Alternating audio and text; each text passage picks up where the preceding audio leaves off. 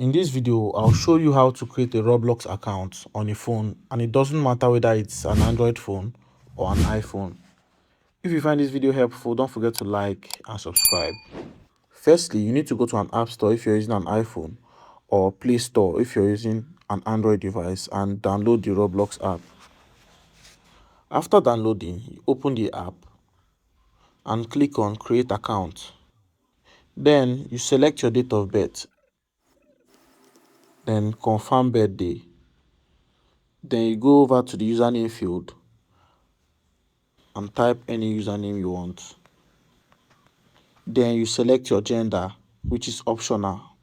Then you click continue. If you're using an iPhone, you click on add passkey. Then confirm. After you've done all that, your Roblox account will be ready to use. Note that you can choose to use a passkey or create a password both on Android and iPhone. If this helped you, do well to like and subscribe.